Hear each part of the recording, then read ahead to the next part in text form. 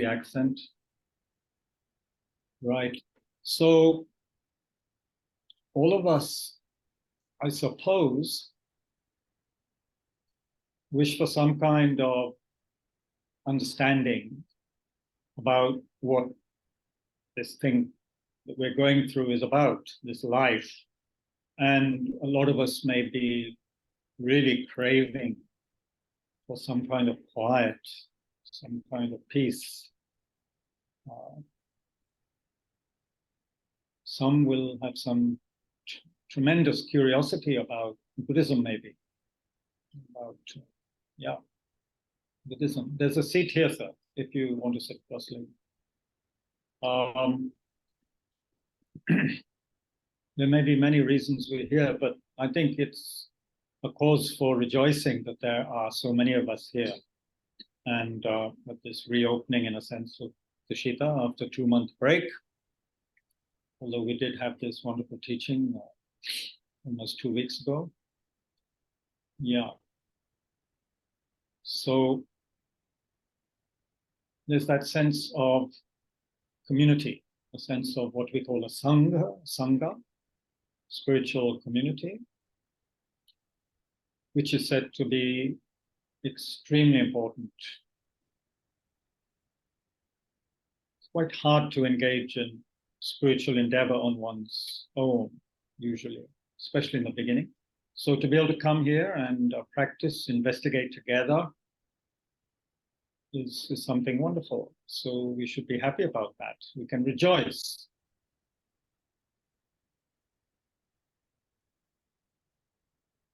Which means to think how wonderful that is.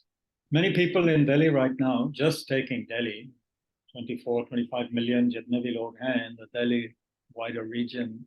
So how many of them have this kind of opportunity or interest to sit quietly together, to listen, to discuss, to investigate? This is very rare, actually, extremely rare.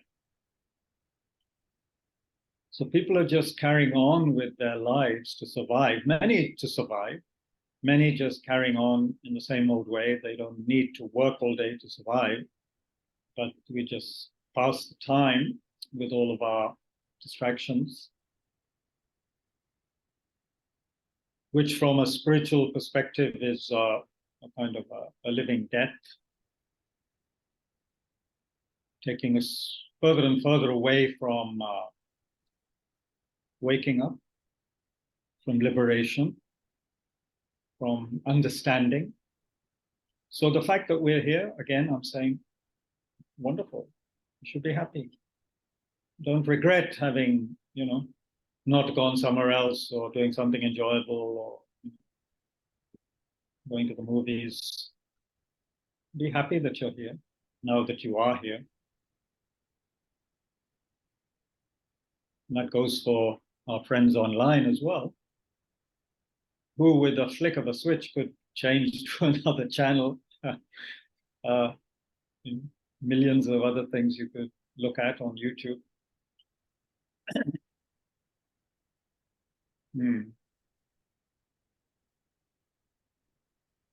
Bring the attention to your body.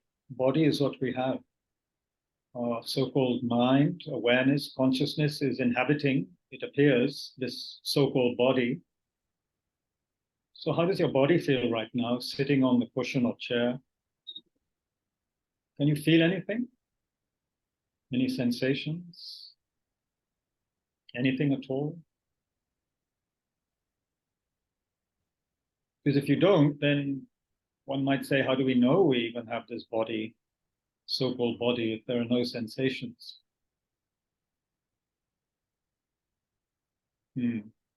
Anyway, focus on the contact of your buttocks with the cushion or the sofa. There must be some sensation arising at that point. May not be pleasurable or suffering sensation, or in other words, neither unpleasant nor pleasant, but there will be some kind of sensation, right? Similarly with your hands, wherever they are, some sensation where they are contacting your body. Then there are sounds.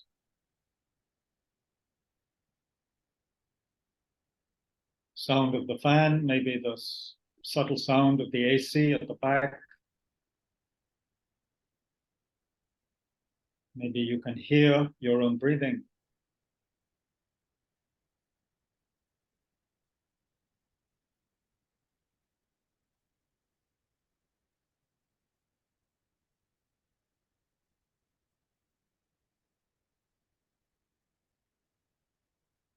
And then if one were to examine, although that's not the best word, anyway, if I were to ask the question, how do you feel? How do we feel? Not so much in the body, but otherwise, mentally. Do you feel kind of bored? Do you feel expectation? Do you feel curious? Do you feel sort of low physically and mentally? Do you feel anxious?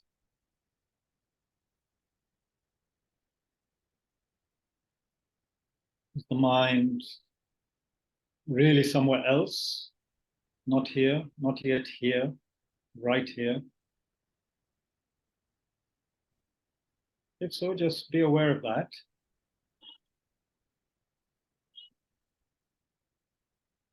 And then bring the attention, if you can, gently but firmly to your breathing, natural breathing. Don't try to force it in any way. Just breathe normally and try to bring your awareness to that.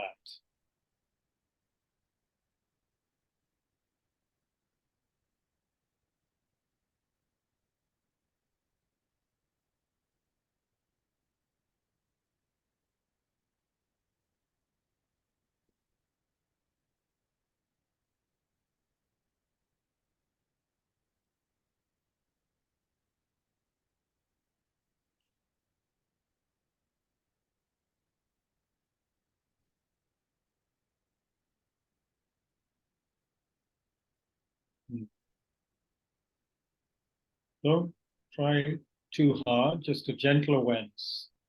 Bring the attention to the tip of your nostrils, if you can, the subtle sensation of your breath as it enters and leaves your nostrils.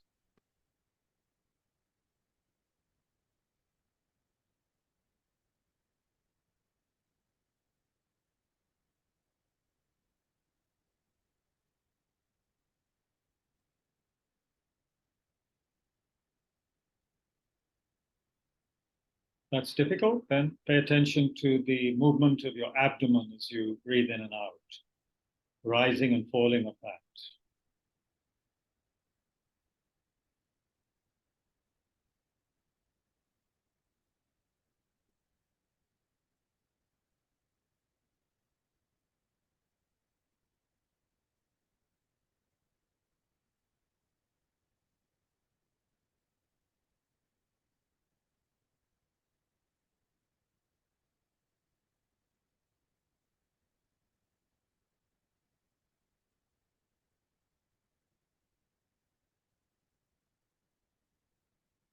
Let there be a sense of, well, one word we use in the tradition is spaciousness, meaning sometimes the mind seems so crowded, doesn't it? So many thoughts and, yes, thoughts and memories and plans.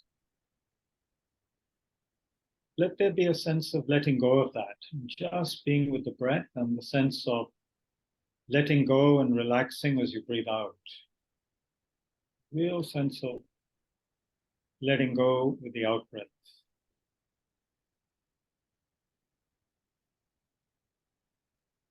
As though we were somebody now without a past or a future, just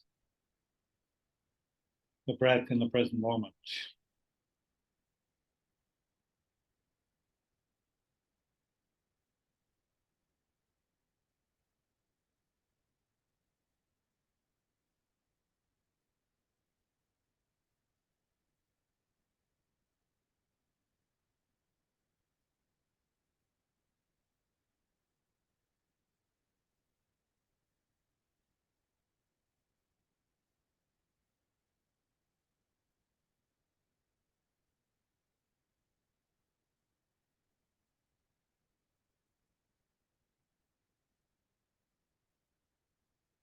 Okay, and within this space of relative, perhaps calm, maybe even some clarity emerging, meaning within the fog of often so many thoughts arising that we really don't know where we are. So within that space, we can work on what we call the motivation. Motivation is considered very important in Buddhism. It's also very important, of course, in our life, you know. What we decide to do in the morning or whenever, the kind of, the ticket we buy determines where we go, right? Pretty much. We intend to go to Dharamsala, then we don't just buy a ticket for Chandigarh, vice versa. So where do we want to go? Do we want to go anywhere? What do we want?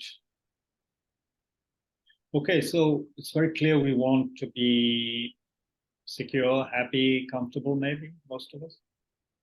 Unless we already study philosophy and are kind of anarchists or libertarians, then want to overthrow the existing order. We would like some chaos, to shake things up. But even then, we're doing that because it would make us feel intellectually, mentally secure to be doing that, to be thinking that. Anyway, my point is, if we want to be comfortable and peaceful, it's okay. We can accept that as one motivation. It's not a bad motivation by any means. It's normal and healthy. Who would want to be unpeaceful, uncomfortable, unhappy? So to want that is good. But according to Lord Buddha, according to the teachings, there could be other motivations, couldn't there? We could, if we are really quite awake and someone who is looking very carefully at how the world works or appears to work, and if we are a keen observer of other people and of oneself, maybe, just because we are very inquisitive and observant, or maybe we keep a journal so we are more aware of what we are going through. If we do that, then we are aware, aren't we, that people have problems. People have all kinds of anxieties and issues,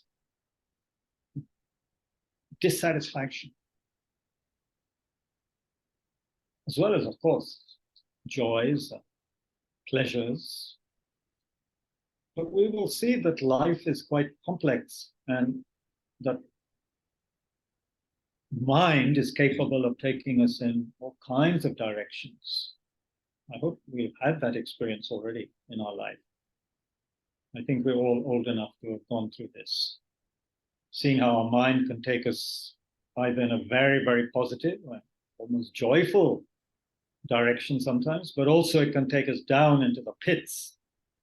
Almost feels like hell. The mind can do that. From Buddhist perspective, hell is a creation of the mind. It's not created by God or Buddha to punish us. It's all mind created. So we know the mind can do this, that awareness, consciousness has this ability to take us in all kinds of directions. And we see this happening in our own life, in other people's lives, and we see how it's creating a very, very dysfunctional situation in the world. So another level of motivation could be how wonderful it would be if we could understand ourselves and the process of how we get involved in this difficult situation where there is so much confusion, anger, wanting, not wanting, jealousy, all of that. We want to understand why that's happening, and we want to be free of that, right? I hope this is making sense, especially for new students. We want to make sense of this confusion in a world where we don't know what to believe, right? More and more, we don't know what to believe. Literally, whether people are just taking us for a ride.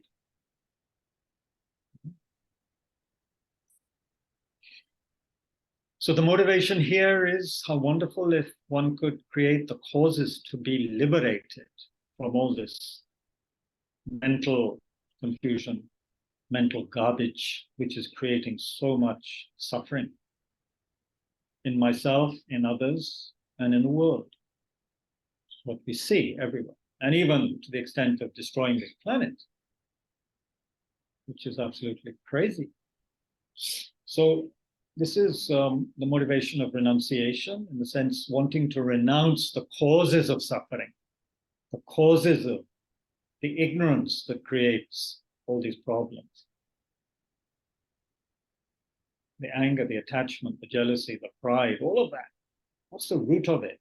Wanting to understand it, its mechanism, and get rid of it for oneself, and to be free once and for all from what we call in the Indian traditions samsara, repetitive, vicious cycle of unsatisfactoriness going on and on and on without ceasing. So that's another level of motivation. Beyond that, of course, there's another motivation, which is that, it's very wonderful to have that sense of wanting to be free, to achieve freedom from the sick mind, you could say, which is causing all these problems, the ignorant, sick mind. But what about other people? Am I just going to free myself, or am I going to be concerned also for other people? And so this level of motivation recognizes how we are part of the web of life. Not just other people, but animals, insects, plants, trees. We're part of a whole ecosystem. What about that? Do we want to preserve a state of harmony and happiness for beings as much as possible? Help them be free of suffering. So that would be a very wonderful level of motivation, to feel some kind of responsibility for other people, which we do, of course, have to some degree, all of us. If you're a father or mother, especially, you would definitely probably feel a lot of responsibility for your child, for your spouse. But what about other people?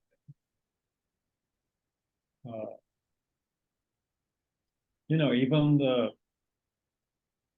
most hardened, Nazi in the Second World War, at that time would have had tremendous kindness and love, probably, or possibly towards their own family, but it may not have extended beyond so much their family and their fellow, Nazis. But how about feeling responsible for everybody's happiness? That is said to be possible, and that's another level of motivation. Yeah. And I guess the reason we're discussing motivation so much is that in this world, we see so much, what shall we say, narrow-mindedness, people just not caring for each other. It's just me, oneself, small circle of friends, you only care about them. This is creating chaos, It's creating wars, of course. The ultimate example of the breakdown of human relations is war. So there's wars happening in families, and there's wars happening in societies and in the world. So that's why motivation is so important. If we were to develop a sense of, how wonderful it would be if I could help others, be of service to others. in my practice, how wonderful if it could lead to that. So that would be amazing if large numbers of people were to feel like this. And on the personal level, it is said that, and we can experiment with this, don't take our words for granted here. It is said that if we were to really concern ourselves with others, it would bring tremendous satisfaction automatically to ourselves. We would not need to search for happiness. We'd automatically be much happier if we were engaged in genuinely benefiting others. Natural outcome of that is happiness for oneself also. But we might need to experiment before we begin to believe that. Okay, so this was kind of initial motivation, meditation.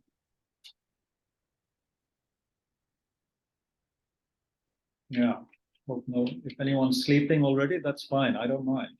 It's end of the day, hot weather. If you're still awake, thank you. Okay, so now the topic, I deliberately chose this topic, this rather, what should we say? Not confrontational, but you know what I mean? To kind of a little bit unusual, perhaps. Although it's plagiarized, of course. And it's not my own words. But I thought, let's have something like this. It might, well, I see it caused some people to leave the group as soon as it was posted. So maybe some people didn't like it. Nobody added their names, it seems. Yeah. Anyway, let me read this. It's a bit pretentious, but let me read it. As human beings seeking comfort and security, our power to deny the facts of the situation are formidable. As the world spirals into deeper and further chaos, we engage continuously in that which worsens the situation. What's more, so that's bad enough, right? That's bad enough, we'll talk about it. But what's more, the authentic teachings of the Buddha are not designed to make us feel comfortable, at all, at least not initially, okay? On the contrary, they turn our misperceived worldview upside down and force us to confront some necessary and unpalatable truths. Sorry about all these long words. In these two talks, we're going to examine how we might extract ourselves from the hole we are in and do our world a favor at the same time. So much going on. Very pretentious title, a description of our talk for tonight, which is what called torpedoing our complacency. Torpedo jumping. Complacency matlab sab theek hai. Jaise chal raha hai chalne do. You know, chalte ka naam gaadi. So this is not going to be good enough now to just say things are okay, you know. Let it be. Let the status quo continue. Business as usual, you know. So let's look at this. Let's look at this, and it'll be interactive.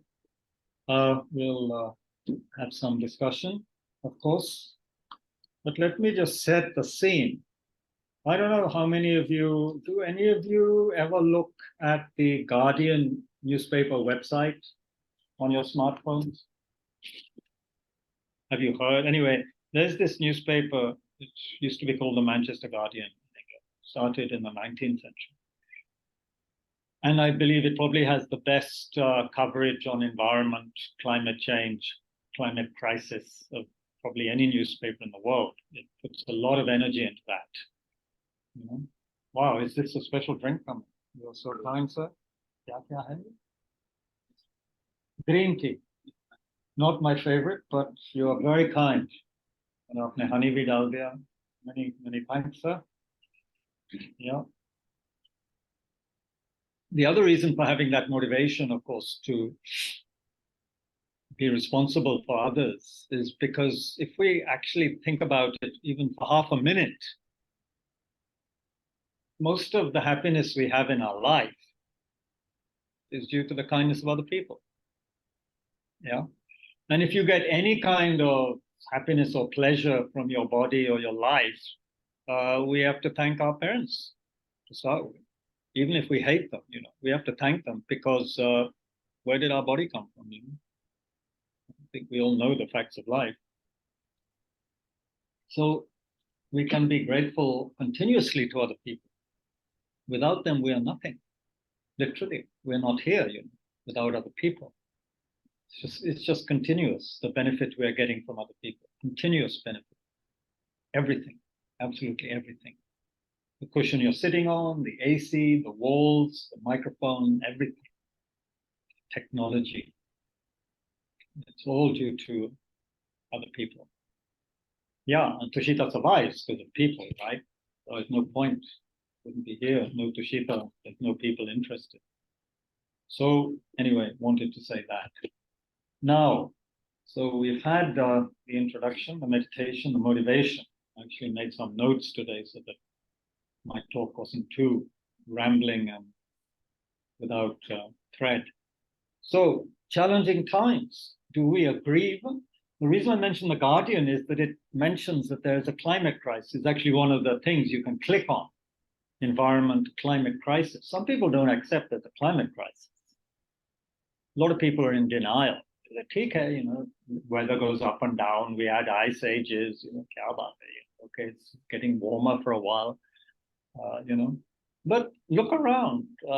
If we were even to read some of the scientific evidence, which is being put together by hundreds of scientists, by the way, not just some crackpot scientists, hundreds of scientists working together, whether they are marine scientists looking at the oceans, or whether they are connected with other aspects, the weather above the surface of the ocean, the winds.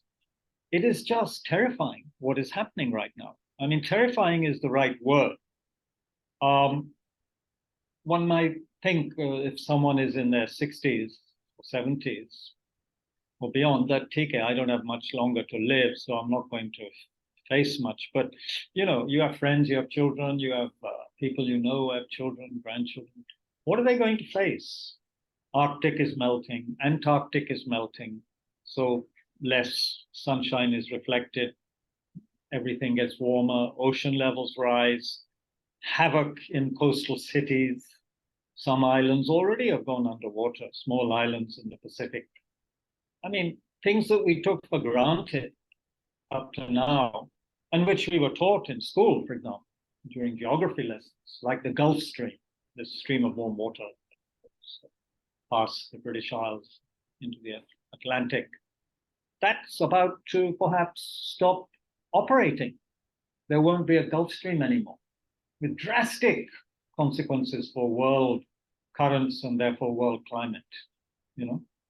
What happens in the Eastern Pacific, as we know, because it's come in the news so much, the warming of the ocean there, off Colombia and those countries, it affects our monsoon in India.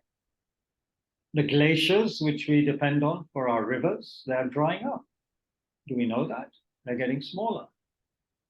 They're receding. So just like the Saraswati River, which was a north-south river, which was quite a large river, which ran in India, there's geological evidence of that, aerial evidence also, which completely dried up. So the Ganga will dry up before long, before very long. If you have children, their children, grandchildren, most likely could see the drying up of the Ganga. What do you think is going to happen when the Ganga dries up? Can you imagine? Do you know how much people depend on that river? Apart from the tourists who go to the banks of the Ganga in the morning, It's just unbelievable what is happening. If we are aware, if we look at what's going on. This is affecting people, it's affecting wildlife, it's affecting creatures right at the bottom of the sea who have microplastic in their guts. This means a long way down the bottom of the sea, small creatures.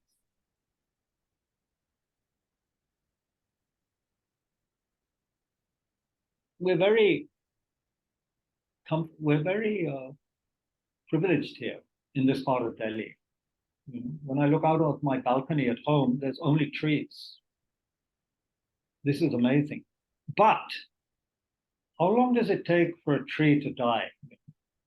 How many monsoons, very poor monsoons, would it take to kill off a lot of trees? Not much. Look what's happening right now in Haiti, in the Caribbean. Extraordinary fires, which have already killed 100 people, which is a lot of people for that. And if you look at it, it's a perfect example of what we call, dependent arising, interdependence, just on the physical level. Because the fires were fanned by winds, 60-mile-per-hour winds. That's about, 90-kilometer winds.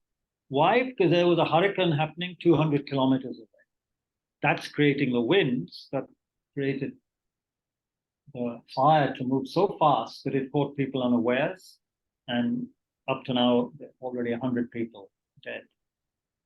So you see things, it's not just about what's happening in our micro locality. It's being affected by things happening across the world. The El Nino effect, which is happening right now in the Eastern Pacific, it is beginning to give its effect, many scientists feel, and the most effect will be this winter and then next year. So who knows? And of course, if we are upper middle class or quite rich people, it won't affect us much yet. We can afford to have tomatoes still in our pizzas or whatever. We can afford what we've always afforded. We just pay a bit more. But for poorer people, what's going to happen to them? And when their habitats become more and more uninhabitable, there'll be more people at the traffic lights begging. There'll be more violence, more crime, more anger then also from the side of people who are being robbed. So you see, this is getting worse and worse if I think we open our eyes to it. Of course, there are a lot of people in denial. A lot of people deny this. People in government. In the United States, there's a vast movement of people who deny climate change and feel it's nonsense. So this is the situation. And, I think 3-4 years ago, the great Lama Situ Rinpoche came and gave a talk here. It wasn't so much a talk. He admitted that he'd asked his students to do research. And his so-called talk was just giving us the facts of what's happening in this world today. This great Lama decided that it was all important enough to give us that talk, just the facts that his students had accumulated on what was happening worldwide to weather, population, all these kind of things, what crisis was brewing.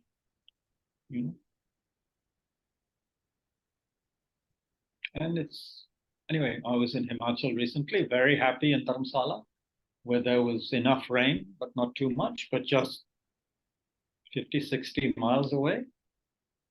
Kullu, Manali, so disastrous rain. Because actually of human beings' mistakes.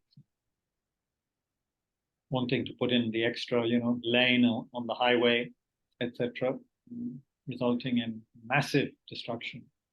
When you build a road in what is actually a river bed, basically, then you're asking for trouble. And now they want to build a 4-lane highway from Pathankot to Mandi. It seems we don't learn. Greed and some idea of progress stop us from seeing things clearly. It's really extraordinary. The rate of cutting down the Amazon has gone down, fortunately, just a bit recently, because there's a new president in Brazil, not the president who was invited to our Independence Day parade, or the 26th January parade. That person who is responsible for the destruction of a lot of the Amazon. Not that, but their successor has managed to cut down the rate of Amazon destruction, but it's still very, very bad. And if there is a danger that it could have been harmed beyond proper repair. Because mature rainforests, you can imagine, take a long time to develop. But they can be cut down in minutes, vast areas with the machinery we now have. And we're doing that. We're doing it all over the world still, mining and so forth. I mean, do we realize that millions of acres, hectares have been cut down to grow soybeans, to feed cattle because of the worldwide desire for meat. So all these things are happening.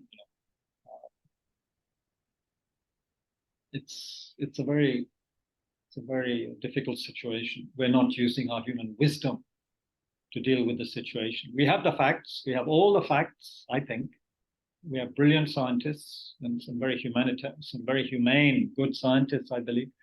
We have all the facts at our disposal, but we are not willing to, look at them carefully and design our policies based on them because of, wanting more meat, wanting more wood, or, whatever. Wanting. It's the wanting mind. And wanting to be quicker, wanting to be faster.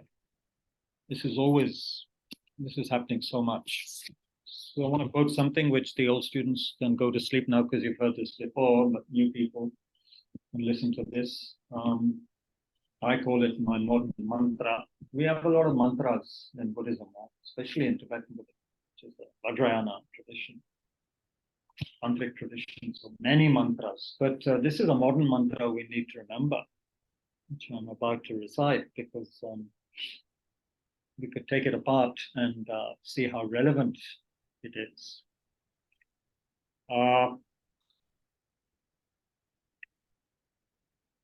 So the mantra is this, and it's in the beginning of a book by a very amazing author, farmer, poet, who decided not to go for fame and riches, and he left New York and went back to his family roots, to their farm, to their land in Kentucky, state of the United States, to revive the land which he'd inherited, which had been destroyed by wrong kind of farming, chemical machine farming. So in the introduction to his book of essays, which I'll quote a few times during today and day after tomorrow, the person who introduces the book writes this. And Wendell Berry is the name of the farmer poet. Wendell Berry's formula for a good life and a good community is simple and pleasingly unoriginal, but I would say very radical. So this is the mantra, although he doesn't call it a mantra. Slow down, pay attention, do good work, love your neighbors, love your place, stay in your place, settle for less, enjoy it more. Some other end. Really, this book should be translated into Hindi, Telugu, and many other languages. So, slow down, pay attention, do good work, love your neighbors, love your place, stay in your place, settle for less, enjoy it more.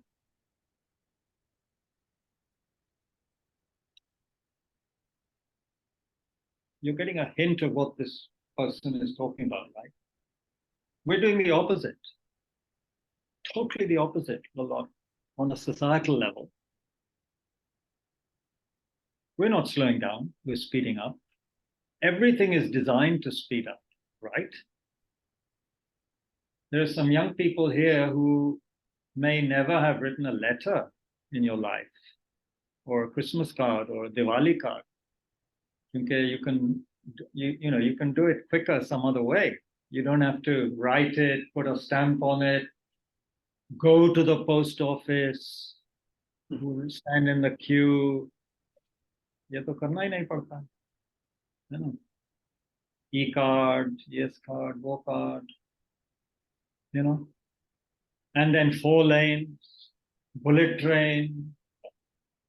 Odisha में तो derailment होता है 80, 100 kilometers an hour, but we want faster trains. Imagine the kind of derailments we'll be having in India when we have bullet trains. High-speed derailments. I'm just being deliberately controversial. Don't pass this on to the authorities, although they're probably listening in. Slow down, pay attention. This is a difficult one. Pay attention is very difficult, don't you think? I find that very difficult. I can start paying attention, but then I'm distracted by something else. It's hard to pay attention to what's going on, to the people around you, to what they need. Would you agree?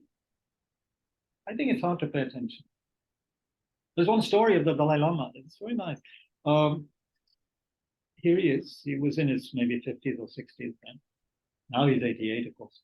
So here he is, this world figure, and they're about to have a meeting, some leaders, spiritual leaders. And they're in this room. The door opens, and this old man begins to walk in, older participant, I think, probably has a stick or something, and obviously needs some help, And Dalai Lama is the one who jumps out of his chair and goes and walks this person in, gives them a hand, and helps them to their chair. He's not someone who's, not only is he paying attention, but he's also not thinking, I'm the Dalai Lama, why should I go and help this person come in the door? There's other younger people there. So are we paying attention to ourselves? Are we paying attention to other people? Are we, caring about, it's a way of caring, isn't it?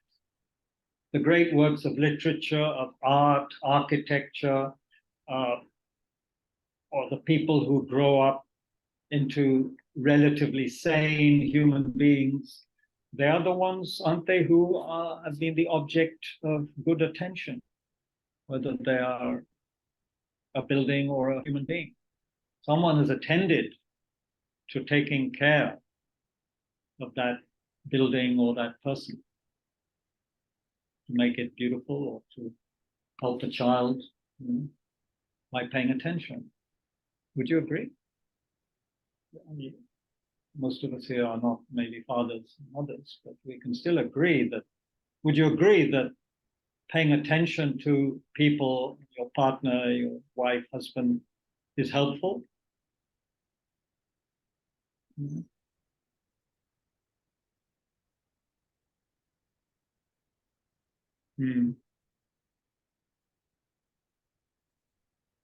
So pay attention. Do good work. Now, there could be a disagreement here about what is good work. Maybe I should ask you, I've been talking enough. What is good work? What's the definition of good work? Whoops, pay attention. What's the definition of good work? कोई बता सकते हैं? Don't be shy. There's no right or wrong answer, I have to say.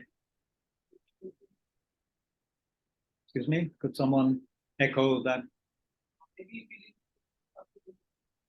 Feeling what? Fulfilled. Fulfilling. For whom?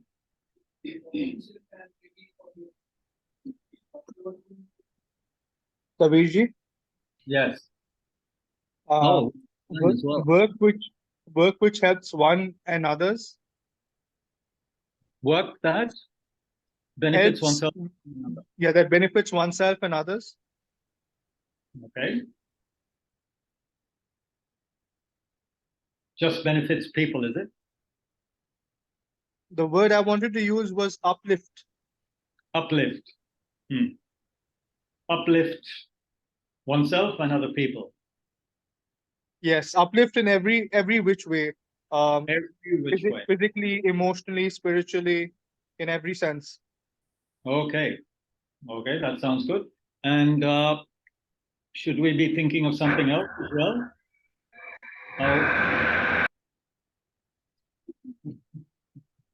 Should we be thinking of something else as well? Like, are we human beings suspended in space, or what's going on?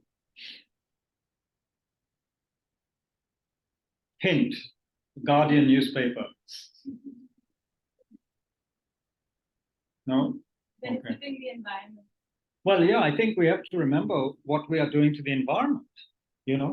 We really do. There's a wonderful chapter in this book of essays, which I love. And, it's really quite fun, especially people's reaction to it, which I don't have time to look at. But Wendell Berry has a chapter.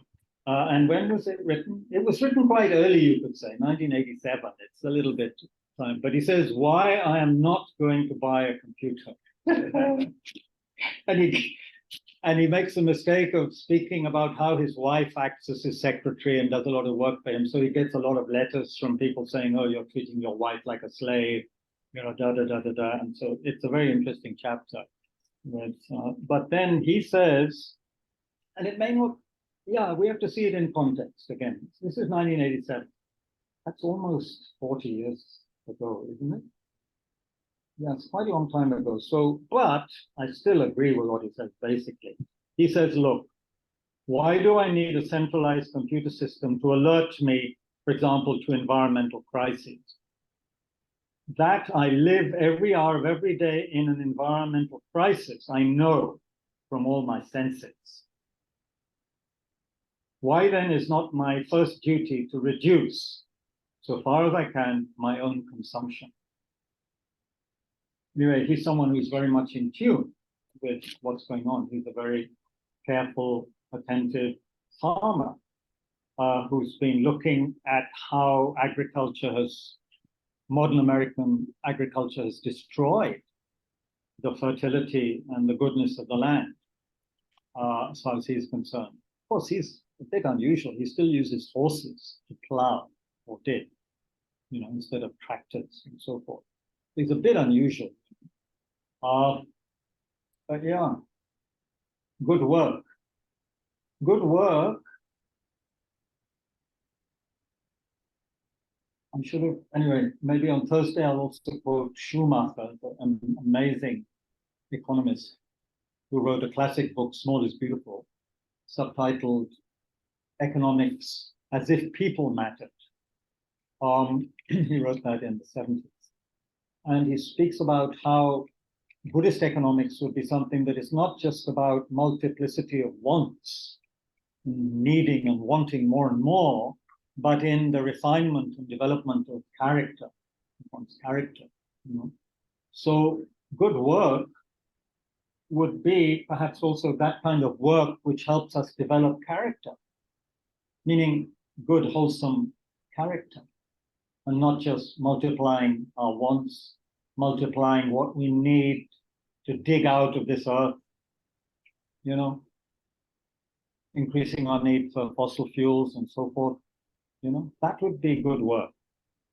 So good work that helps one another, helps animals, helps the earth, the soil. Of course, we're not most of us soil scientists, are we? We're not farmers. We might think farming is a little different. Yeah. Farmers know that civilization up to now, at least, has depended on what? Maybe 6 inches of topsoil? That's what civilization depends on. Unless we're happy to go back to the trees and just eat fruit.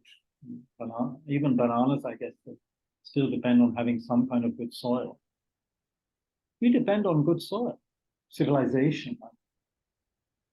Of course, there are more and more of us now. I can't remember what the population was in the year, supposed to have been in the year 1000 or something. But it's amazing to look at the figures. How comparatively low the population was in the world. If you just look at Delhi's population in 1960, it's something amazingly small, compared to what it is. So more and more we are using up more soil for roads, for buildings, airports. So this 6 inches or 4 inches, and good topsoil takes hundreds of years to develop.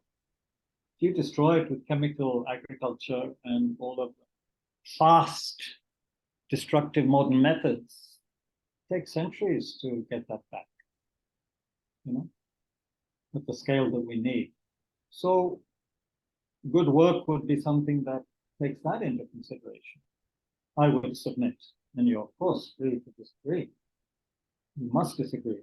All this, you're supposed to be argumentative Indians, yeah, according to what's his name? Huh? Amartya Sen. And that's been part of our tradition to debate and not to accept anything. It's part of the greatness, actually, of our tradition. We don't just accept things, but we debate them. Love your neighbors. Love your neighbors. Pakistan, Bangladesh, Sri Lanka, China. Yes, love them. Afghanistan, love them. Or the person next door, music or dog or other habits annoy you, love them. Was it Pradichi, was it you who took flowers to this person who was annoying you in your flat? It was you, no? Pradeep ji did something wonderful during the COVID time, was it, or before? Yeah, yeah. So I think taking flowers to them probably help you and them between themselves, perhaps. Oh, wow, something very unusual to take flowers to people who are annoying you. Anyway, that's a good start. Love your neighbors, love your place. Now that is getting increasingly difficult, isn't it? If you're in some miserable place, stuck in some, I don't think any of us here are stuck in a slum, certainly not on the banks of the Yamuna. But if you're in a place where you can't even see a tree and where it's crowded and noisy, it's hard maybe to love that place, isn't it? But actually, there's some interesting logic there. If you apply the opposite, okay, hate that place. You're living there, hate it, kya hoga? Everyone's hating the place they live. What is the cumulative energy of that? Sab gussa karenge. What's the point? So there need to be some people who love, in some sense. Love, what's our definition of love here, Maya? Revision. I'm just checking if you're with us. What is love in Buddhism? Definition? Wish for others. Fantastic. 100%. Mayam gets 100%. I didn't think he would. Okay, so love, if love is a wish for others to be happy, you can do it wherever you are, can't you? Whether you have concrete around you or trees or whatever. I agree, having trees around, fantastic. Makes you more relaxed. But I think we could exercise loving thoughts wherever we are. This is just a thought. I've never had the challenge of being in a terrible place to live. Not this life. So love your neighbors. What do you think? Anyone want to say anything about loving your neighbors? My brother is here from Israel, and of course they've had problems with their neighbors. Palestinians, Jordanians in the past, Syria, Egypt, Lebanon. They haven't fought with the sea yet, the Mediterranean, but they may have to soon, because even the Mediterranean is overheating and giving problems. Anyway,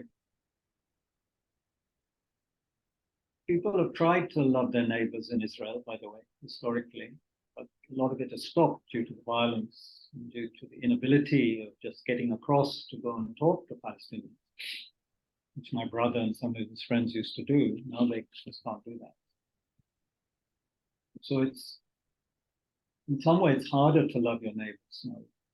But maybe inwardly we can still love people whom we know are suffering, whoever they are. Anyone want to say anything about loving your neighbors in your own thoughts or experience?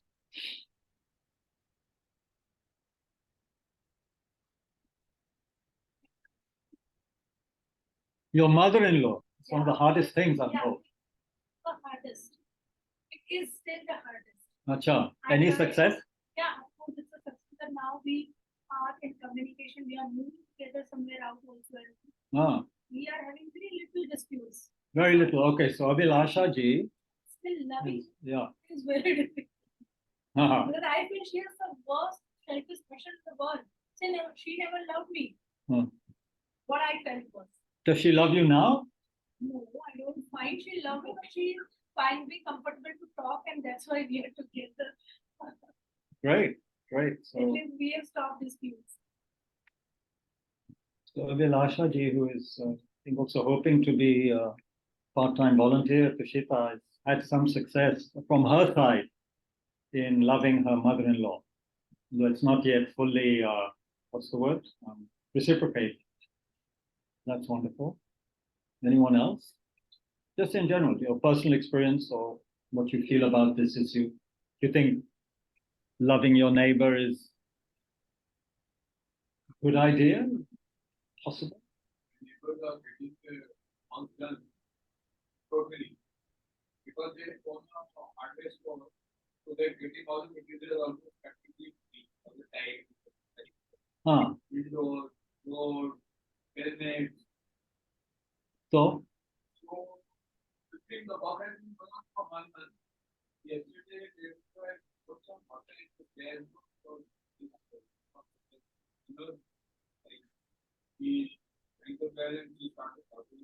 So Bob is having a problem with his neighbors. People are shouting at him.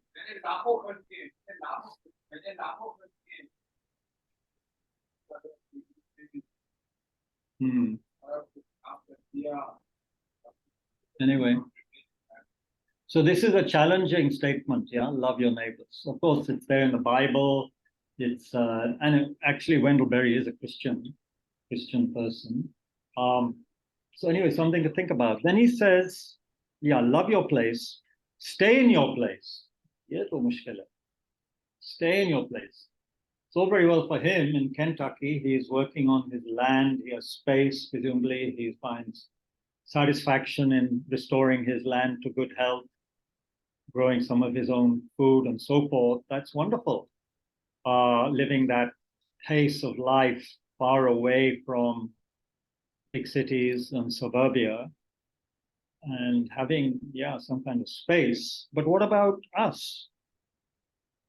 If we don't, even if we love our place, do we have to stay in our place? That's, anyways, challenging. Think about it. Stay in your place. 1,000 years ago, it would have made a lot more sense. Or even 500 years or 200 years ago, when we didn't have the internal combustion engine, didn't have airplanes, it would make more sense to stay in your place, because how far can you go anyway, right? रेलगाड़ी जहां तक आपको ले जाएगा आप वहां तक जा सकते या घोड़े पर, you know, you go as far as the horse can take you. Stay in your place. Interesting one. But I guess the potential there is if you stay in your place and you begin to love it, maybe one could humanize it more, make it more livable, more lovable, more friendly. Even if you live in what you considered originally a dump, you can still make it as nice as you can and invite your friends and, you know, show kindness to people. Anyway, stay in your place. Settle for less. Goodness me. I find that difficult. I just got 300 more books for my library from my brother, and I'm very happy. I'm not settling for less when it comes to books. घर भरा हुआ है किताबों से. Just not the toilets. I don't keep books in the toilets. I agree with that. Some of my English friends did, especially detective stories but then the British tend to be a bit constipated, so they need detective novels in the toilet. Anyway, I don't keep books in the toilet, but I have a lot of books. And I wouldn't say no to more. So yeah, I have to work on this one. Settle for less and enjoy it more. So that makes some sense, because if you have 2,000-3,000 books, and people ask you, it's very embarrassing, have you read this? No. Have you read that? No. So maybe less, but read them and enjoy them. Yes. So point to make about love your neighbor. Love your neighbor. So Yeah. would you take a distinction between loving and spending time? Because Buddha said that do not spend time with people who pull you down. That's very good, isn't it? That's in the self-help books, no? Don't spend time with people who pull you down. Yeah, if they really pull you down, you shouldn't. But then the other side of it is, if you can learn to love them, then they don't pull you down, and you can make them happier. Or maybe love them, but like want them to be happy, but like don't spend time with them. Yeah, whatever. Yeah. Kabirji, Hanji. Anji, I have a small submission. I feel So- that it's in today's day and age, it's actually much simpler to love your neighbor than it is to actually love your very own brethren that you stay with. I think Lord Buddha also mentioned that to beware of monsters with smiling faces. I think we do maintain a certain cordiality with quote unquote outsiders, but it's the people we live with, the people who we don't have any pretense with, that we wash our dirty linen with. So I think we should even start with the family before the neighbors. Interesting. And yeah, even before the family, maybe some would say, yeah, start with yourself. What do people think about that? Charity begins at home, huh? Something like that. I think, I agree with you. I think what Wendell Berry and what he's saying in his works is that he's seen, and maybe it was worse in America and now it's spreading, but even in America in the 80s, tremendous tensions and a lot of violence between people, between communities, and just a general lack of loving kindness. And of course, being quite a strong Christian, he perhaps takes the Bible quite seriously, God's word quite seriously, to love your neighbor, and love that, and to love your enemy, stuff like that. So for him, that's very important. And yeah, our challenge is to engage in it wherever we can, and it's patently very difficult. Settle for less, enjoy it more. That's the great. I'm probably old-fashioned, in many ways, having been born in the middle of the last century, but I do get this feeling we don't know where to stop. Whether it's in more books for your house, but more importantly, where to stop with, say, digging the earth, where to stop with technology. Where do we stop? Because we're incredibly clever, right? I mean, unbelievably clever. It's really amazing for me to think about what we have done. Amazing in the sense, to make an airplane, to make a rocket, to have WhatsApp and Zoom. These things for me are kind of unbelievable. But we don't know where to stop. And so now we're also at that stage where not only, of course, have we had the atom bomb and the hydrogen bomb and so forth, but artificial intelligence could have repercussions which are extraordinarily dangerous. And I don't know enough about it, but I intend to find out more. And already some top people who are involved in it are ringing the alarm bells. So where do we stop? Where do we say, bus? ठीक है, हो गया. I don't think we are able to do that. I don't think we're capable of it. There will always be people who want to do more research, make different, better, more, faster planes, more deadly missiles of all kinds at a nano level and a greater level.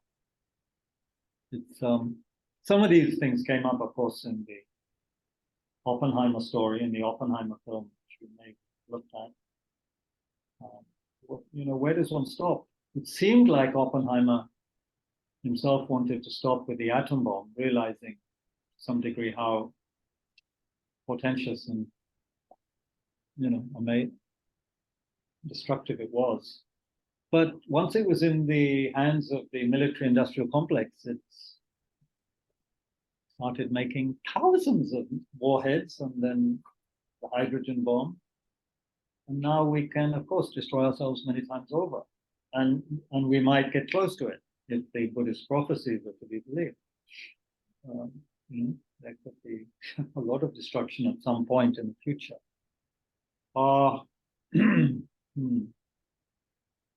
Someone had their hands up? Is it? Haji. Attention to the personal development, their inner self. Right. They are giving attention to the technology. Right. Technology. Attention 80% to personal development and 20% to that, then they will know how to handle it. I agree. Balance it. Exactly. Rather than destroying ourselves by doing what we are. Yeah, absolutely. I think the cleverness is there, the technology is there, but the wisdom is not there. The ability to say, no, that would be too much. That's too dangerous. That wisdom isn't there. That restraint isn't there. The restraint isn't there. So, and of course, there are a lot of power-hungry people in the world, for whatever reason. Power-hungry. And for them, these are some ways to develop tremendous power over others. Whereas, of course, the spiritual traditions are talking about power over the negative emotions and destroying them, not destroying others and having power over others. But yeah, that's forgotten. Also, settle for less, enjoy it more. When I was young, I remember my parents having conversations. Several times we talked about this. Maybe I'm talking now the 70s, when I was a teenager. When computers come, they're saying, computer aayenge. Sorry, they would speak in English. When computers come, everyone will have more time because the computers will get the work done so quickly, and then everyone will have more spare time, will be happier, more leisure. What happened, man? What's your analysis? That hasn't happened. Huh? That hasn't happened. Of course, why? They're so much faster than the human brain can do. So why haven't we got less work? Why is there more work? Why do you come home at 7:30 rather than 3 p.m.? Yeah. Because we now want more work. What kind of work? What kind of work? Yeah. Work. Huh? Work. It's work. What kind of work, I'm asking? Is it good work? Hesitation. Anyone doing good work with computers, which is benefiting humans and ecology? Yes, you are? Psychology. You're a psychologist using computers. Yes, I'm teaching my sessions online. Okay. Right. So that is one, as we're doing now, hopefully some use. We are using technology, computers.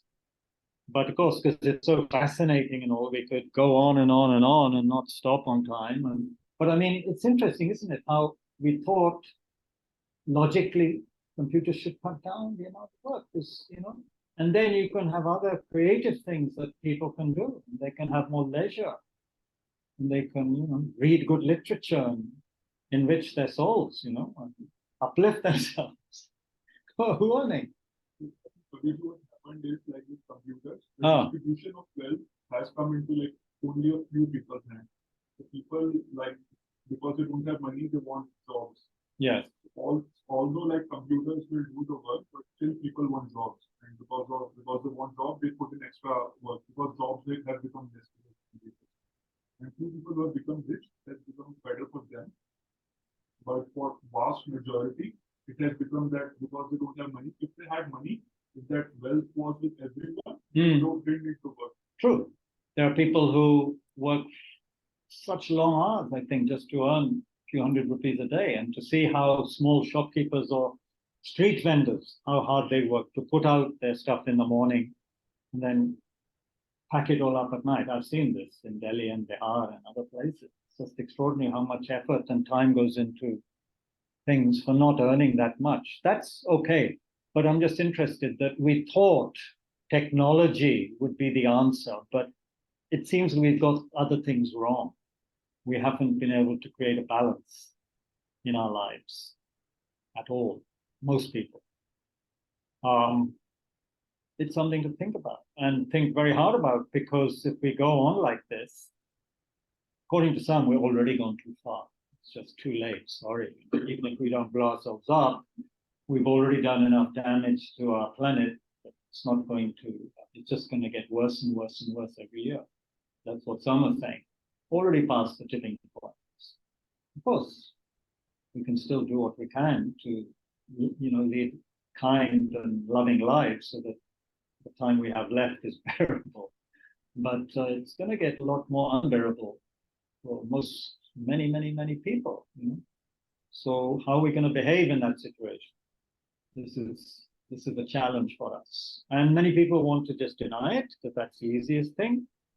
Blame somebody, blame a party, blame, someone, not see how it's our problem as a species, but to blame, or just because we have so many avenues now for entertainment, just entertain ourselves from one corner to the next, so we don't have to think about the danger we're in. And because most people, this is the other thing, haven't been taught how to engage in critical thinking at school or university or wherever, we accept a lot of what certain leaders or whatever say without being able to analyze properly, without seeing that our response is often an emotional response. So we cannot, look at things with wisdom. And so it's just extraordinary what's been happening in the United States, but it's also pretty bad what's been happening in India, because people don't have the power of intelligent, critical, and compassionate thinking, right? Some kind of sense of balance. Anyway, these are things to think about. I didn't really get to the main. We still have some time. I hope people can stay a little longer. It's not yet 8 o'clock. During COVID time, for one reason or another, I guess because people weren't going out, we would often go on till 8:30. 8:30. Just not knowing where to stop. घर से बाहर तो जाना नहीं है, तो सब अपने Zoom करते रहिए. Anyway. I would like to ask one point. Yes. So I think what has become in the last 200 years, capitalism has become a religion. So yes. They say that, you can say the majority of religion if it does not have a name. Yeah. So like most people, they won't think of capitalism as a religion because that's everyone's religion right now. Right. So those principles are taken without, discussion. Yeah. Principles of capitalism. Exactly. So because of that, I think we are like in this year. Because I watched Shark Tank. Huh? Shark Tank. It's a platform where investors pitch their ideas. People pitch their ideas, and investors are sitting and they invest in them. So I'm amazed about like the insensitivity to anything else other than money. Yeah. They can just think just in terms of profit. Sure. Which is how basically religion behaves, dogmatic religion behaves as well. So I think that has like is the main reason. Yeah. Because, like, Yeah, that's one. And of course, coming back to human emotions, which are the source of the human mind, which Buddhism would say is the source of all our happiness and all our suffering, it's a basic lack of empathy, love, the inability to give and receive love and compassion. We're kind of hardened. We've become hardened. Now, I often give the example of this friend of mine who made so much money and then kept on making money, and wound up in jail because of what they were doing. And having known this person since childhood, one understood how a lot of what we do is to compensate for a sense of inadequacy and a lack of love in life. Kindness. Not talking necessarily intimate love, but just kindness from other people and towards oneself. So this is a big problem. It's an overwhelming problem. Would you say that most people, like average people, have become like that, or maybe a small majority? No, everybody. Vast majority, rather, of people lack that kind of kindness and love in their life. Hold on, I'm neglecting our brethren online. Okay. Because I feel in the current system, sensitive people, they are like, they get the sticks and sticks. They don't get the carrots. Yeah. So that is why, like, those people, he's powerless as well. And there's definitely a sense of powerlessness and a sense of what the blanket term used to be alienation, a sense of loneliness. There's a lot of literature also on that, what's been happening. There was a book called The Pursuit of Loneliness, I think. Just how much of it there is all over the world, especially in the developed nations. I mean, the United States, which until now, I'm not sure if it's still top in terms of economic wealth and so forth, but they're very low down now on the happiness indexes. These very rich countries, they're not high up on the happiness index, despite having, so much wealth. Anyway, I want to just move on a little bit, and then we can have also discussion, and then more discussion on Thursday, I hope. So this is the kind of situation we're in, and one could say a lot more about it. And if you want, you can. I would highly recommend those who don't know and who are interested in news to go to the www.guardian.com or to guardian.co.uk, this old newspaper of England, which has this remarkable section, always has a lot of material on environment and climate crisis. And as they proudly say, we don't have any big sponsors who are industrialists or billionaires or in the fossil industry. They aren't under the control of, like most of the world press. They're not part of the Rupert Murdoch empire, etc., etc. And so they have a free press, an independent press. They can research what they research without pressure from the big corporate giants. Anyway, look at that, see what is happening. And if it terrifies us, well, let it terrify us, because it's terrifying. If the thought of the Ganga drying up doesn't terrify us in some way, then I would say we're a little insensitive. Because it would mean the Jamna will also dry. And then, where's your water going to come?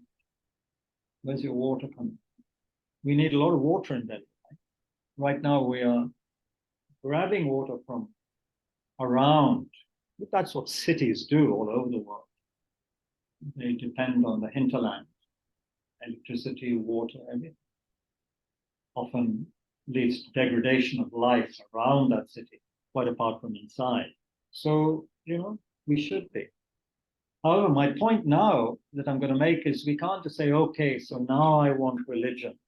I need religion in my life because my inner and outer situation is so terrible. The world is going to the dogs. We're destroying ourselves. Religion will save me. I want peace. And then we come to something like Buddhism. And we get people telling us that actually the purpose of authentic religion, at least initially, is not to make us feel good. It is not to make us feel calm and clear and comfortable. It's designed to totally shake us up, to turn our life upside down. And that if it's not turning our life upside down, these people are saying, these so-called realized teachers, if it's not turning our life upside down, then there's something wrong. We're not understanding it or not applying it properly. So I want to talk about this a little. Some of you may be on WhatsApp groups. I certainly am. And there's a WhatsApp group some of my friends have put together, some friends I had in Goa. And so this is supposed to be, I guess, human improvement, spiritual uplift group. I know. So those of you who are on WhatsApp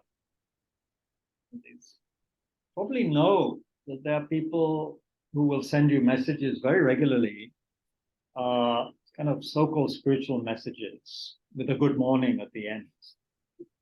I should have brought examples today. I'll try and bring some examples tomorrow. Yeah, none of them are, I would say, wrong, but it's all like wanting to feel good, have a quick answer.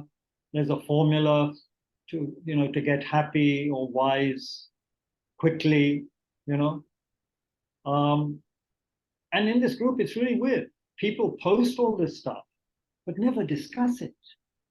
So you have someone posting on Goenka, then someone will post on Tibetan Buddhism, someone will post on chakra cleansing, someone on Krishnamurti, someone on this, someone on that. It's just like, so what? One just gets indigestion. It's like being taken to a big 5-star hotel for the first time in your life and being shown the buffet. What do you do? So gaga. You don't know what to do. So there's that sense that religion has become a commodity. Dharma is a commodity. It's meant to make us feel good quickly as possible. It's meant to kind of almost anesthetize us, just make us feel good. And as people say, if you want to feel good, go and have a massage. Go to the gym. Whatever. But the Dharma is meant to show us how sick we are, mentally. Physically is another matter. It's to show us how insane we are, how neurotic we are, and how unreal is our way of looking at the world. How most of what we take for reality is just an illusion. And that our life, which is poised between hope and fear, is just is like a mirage, and it's a very unsatisfactory way to live. It's a suffering way to live. And of course, the worst thing is that there's no guru or grace of God which is going to quickly take us out of the situation, which is going to save us. We don't have that sense of divine grace or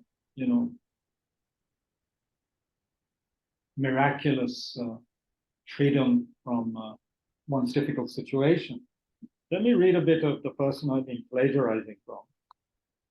As I said, you know what plagiarize means? It means to take something from somebody else.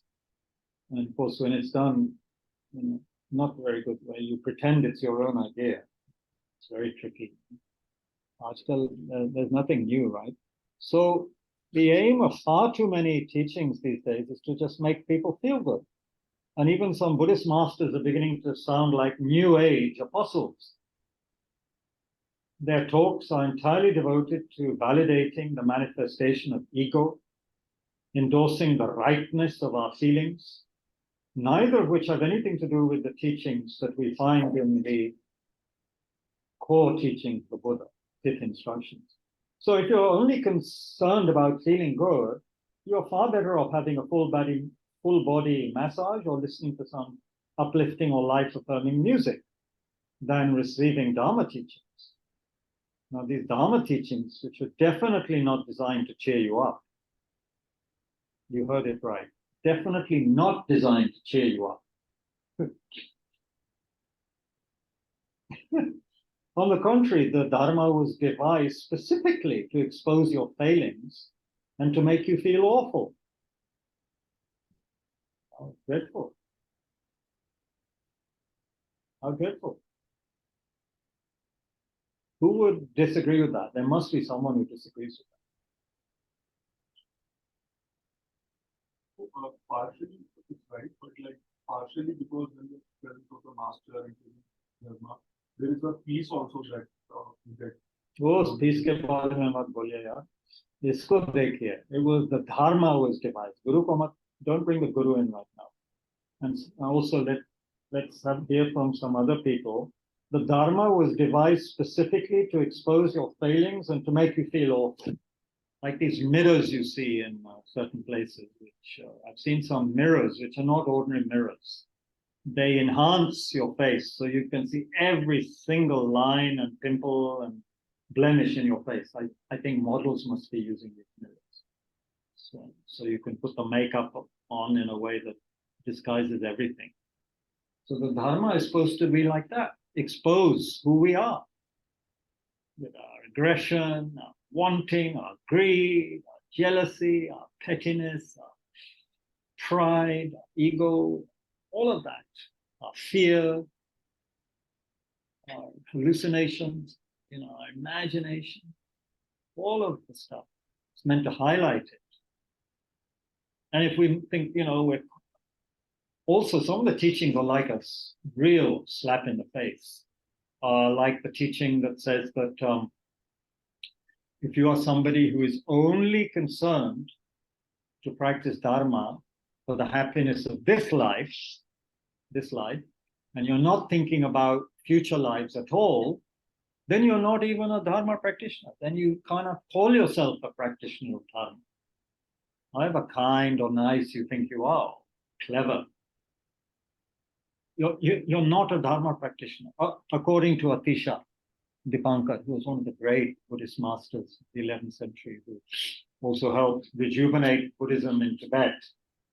He said, that doesn't qualify you to be a spiritual practitioner. You're just concerned about the happiness of this life. So this, of course, is a tricky one, He's saying you have to believe, have a strong feeling or understanding of future lives, be working towards the happiness of future lives, because this life, let's face it, 100 years maybe, tops 100, 110, usually much less. So future lives, according to Buddhism, this is the key teaching of Buddhism, by the way. Future lives, past lives, no beginning, no end. There's no end to consciousness. Even when you're Buddha, you still have a mind, you still have consciousness. It'll keep on going on forever. But as a Buddha, you're lucky because it means everlasting joy and bliss and so forth. But yeah, mind doesn't come to an end. Consciousness is not something that ends, according to Buddhism. So, of course, if you're not concerned about your future consciousness, how could you be considered a valid Dharma practitioner? So these are the kind of teachings that are there, which are like an insult to our ego. Also, yeah, you're true that sometimes in the Guru's presence, you feel peace. But I don't know, in our tradition, the Guru, as they say, is designed, the Guru's job is to insult you, insult your ego, but, for our own good. Mahayana Guru is supposed to have incredible compassion, but then they realize that we need a surgery, you could say. We need surgery to take out the cancerous growths, but without anesthetic kind of thing. So, yeah, the valid Guru, and one way they do that, I can tell you, experience I do have of this. A Guru who can be, laughing and very kind, obviously, very kind, especially to new students, very kind, smiling and all this. And surrounded, in the case of our late dear Lama Zopa Rinpoche, often surrounded by teddy bears and other, stuffed animals with slogans on them to make people feel kind of relaxed and all. But, if you ask him sometimes, for a job, Or if you're an old student who he knows he can torture you more than he tortures someone new, obviously. He says, yeah, okay, I want you to go and work there, work in this center. And then you go there thinking, मैं तो गुरु का आदेश का स्वीकार करता हूँ, मैं तो जाके वहाँ काम करता हूँ. And then you find you're in that center, you don't like the place, you don't like the people you're working with, or some of them are giving you a really hard time. And you say, why has the Guru sent me here? To work with these terrible people, or this terrible person, or in this terrible place. This has happened to me. Then you realize, Guru is not there to make your life comfortable. Guru is there to shake you up, destroy your ego, and make you, something else. We know, the Buddhist stories are amazing. The Guru's Marpa and Milarepa is one of the most famous stories. Milarepa, who became Tibet's greatest yogi, most famous yogi, you could say. His teacher would beat him up, not allow him into the classroom. He would kick him out, beat him and kick him out of the classroom when he came for teaching, saying, what are you doing? I gave you other work to do, clear up. Gave him literally almost back-breaking work. But the interesting thing is there that he realized this is his best student, potentially my best student. So he had to break him down, his ego. Actually, that student also created a lot of negative karma in that life. It killed people. So the Guru Marpa, who was a farmer with a family, great Guru, 11th century. He was a translator. He came to India several times. His biography is amazing, very amazing. Indian people should read that biography because of Marpa's tremendous love and admiration for India and the Indian gurus that he met. So it makes one feel almost proud of one's tradition, actually. Anyway, so Marpa knew he had to, destroy this guy in a sense, his ego, and make him suffer so he could purify all the negativity, because he'd killed a lot of people. He'd killed quite a few people for various reasons. Once give you a spoiler, you should read the biography. It's amazing. Life of Milarepa. Milarepa's life wasn't easy with Marpa. He would cry and go to Marpa's wife and say, the Guru, your husband, is treating me so badly.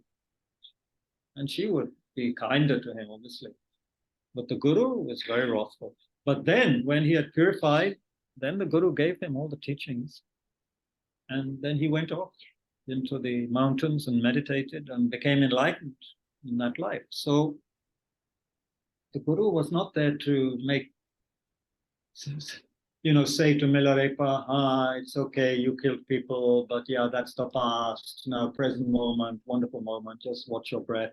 No, he beat the guy up, gave him back-breaking work before he gave him any teachings. But he was so happy that Milarepa had come, because he'd had dreams about him, that he would be my best student, best disciple. So he knew he had to work harder on this student. But it must have been so difficult for Milarepa. But the other thing they say is Milarepa never lost faith in Marpa. He never thought, no, I'm leaving now. I'm not, this Guru is, nowadays someone would slap a, case on the Guru, say, if they beat you, right? And probably rightly so, because most Gurus nowadays probably are charlatans, people who do that. But Marpa was an actual enlightened being. But it's lucky it wasn't 21st century, because Marpa would have been taken, to court by somebody, by one of the other students or something. How dare you abuse human rights like this? So anyway, that was a very special relationship between Marpa and Milarepa. So anyway, but even modern day gurus, and the other thing, we want to be recognized by the Guru. When the Guru comes in and you're not doing namaskar, you want the Guru to look at you and to smile at you. Sometimes they just totally ignore you. Totally, they'll just walk past you as though you're not there. What's going on? I feel so bad. Oh, my Guru, he didn't even look at me. He's looking at these other people. I'm working so hard for him, blah, blah, blah. This is ways the Guru have of cutting the ego. Because ego is what? Ego is wanting, for me, fame, recognition, I want, you know. So it's very difficult. So the Guru, not just to make you feel peaceful, not at all. I wouldn't agree with that at all. In fact, when you're in the, I found when I'm in the presence, was in the presence of my teachers, that's the time when I would remember most clearly my own shortcomings. So I would feel very nervous because I knew also that Lama Zopa Rinpoche had clairvoyance, that I had experience of, that he had clairvoyance. So he knew what I'd done, what I was thinking. He knew all that. I absolutely no doubt about that. So that's also a very uncomfortable feeling, to be in the presence of someone whom you know knows what you do, what you've done, and what you're thinking. It's not a pleasant experience. How could it be pleasant? Unless you're already a saint, then it's wonderful. Yeah, nothing. I mean, there's nothing to hide with these kind of people. That's not pleasant. That's not nice. So yeah. So it's like going to a doctor, and who, if you're honest, I mean, do you want to go to a doctor who perhaps knows you have a very critical disease, but just because he's in a hurry or not, you know, not caring enough, he says, oh, you'll be okay, just take these few pills, you know, go away. Next. Or do you want a doctor who's very carefully examines you and says you're really sick, you know, you're much sicker than you think you are, and you need an operation. You need a lot of medicine. It's going to take time. We'd, of course, want someone who makes us feel good and says it's not too bad, take a few pills. Buddha says we have beginningless ignorance, which needs a very severe operation. Very, very powerful. Thank you. Thank you. Thanks for coming. Love to the wife and kids. Yeah. So yeah, reminds me of the scene. Who saw the film called the Departed? You saw The Departed? Yeah, I saw that movie. And this guy is really suffering because he's a mole. Yeah, he's a policeman and been infiltrated into a gang network, Boston Mafia. And he's going through hell, you know, he's suffering, he's tense, he's having to, you know, afraid of getting captured and killed by this merciless gang. And he's going to this army doctor, psychologist, and she's just saying, okay, just take a few pills, you know. She throws a few pills in front of him. And he says, what? And of course, there's great dialogue and very dramatic. He said, well, is that all? Better I just take a gun and shoot my brains out, you know.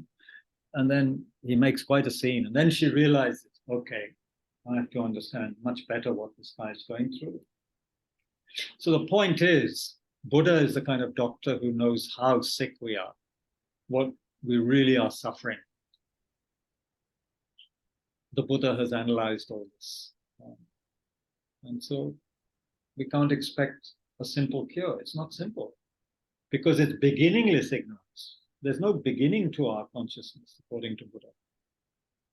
So we have beginningless mistakes, beginningless ignorance, anger, attachment, jealousy, pride, you name it, going on and on and on, beginninglessly. So we can't expect to just get rid of it just like that, you know, by having darshan of a guru or reading a few books. Haji, again. Would you say that modern psychology also has made this thing worse, or feel good thing? Maybe. Validated that. Some of them possibly. Some of them. Because I know people who've been having analysis therapy for 25, 30 years, and it hasn't made much difference. They still have the issues. So Buddha's thing is that the ego itself is something that actually doesn't exist the way we think it does. And it can be, we can go beyond that ignorance of believing in this solid individual, poor, suffering me, but one has to be very careful with that. And people who have a very weak sense of personality and a lot of suffering can't be told immediately you don't actually have this ego and it's all a mistake. One has to be quite careful. And go step by step. But yeah, I would say a lot of, it seems, Western psychology is based on ignorance because they don't understand, according to Buddhism, how the self actually exists. And they don't understand what the fundamental ignorance is, what it actually is, and how to get rid of it. Because they haven't done the study and the practice, they haven't done the meditation, according to, what Buddha has taught. So it would be limited. What they can do would be limited. And even though it might relieve the symptoms of neurosis, say, in this life, there's no guarantee it's cutting deeply the root of our problems. It's like cutting off branches of a poisonous tree, but not uprooting it, not destroying the roots. So it keeps on coming back, life after life. The problem keeps on coming back, one way or another.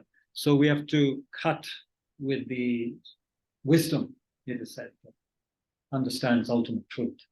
So that's a big part of the Buddhist path. I mean, that's the main part, actually. The Buddha said, all my teachings are designed to lead the disciple towards understanding reality, how things actually exist, not how we think they exist. So, yeah, but that's the long-term project. And on the way, of course, compassion and love, they help with the wisdom, because the more compassion and love we have, it is said, then there is less sense of me, I. The more love and compassion for others there is, obviously the sense of I, me, mine becomes a little bit less, quite a bit less. So they help each other. The wisdom helps the compassion and love help the wisdom. But it's not so simple, is it? If we think it's simple, then as one Western person said, who had come to India in the 60s and enjoyed sitting at the feet of Indian gurus, he said, if you really want to check how enlightened you are, because he felt very blissful in it, he had these great experiences, if you want to check how enlightened you are, just go home and help your parents, live with your parents, help them. Not easy. I mean, a lot of the reason people that wanted to come to the West is to get out of the kind of society they felt was happening in the West and get away from their parents. So to be asked to go back and help your parents, real test. So the point is, to finish for today at least, we can have some discussion maybe.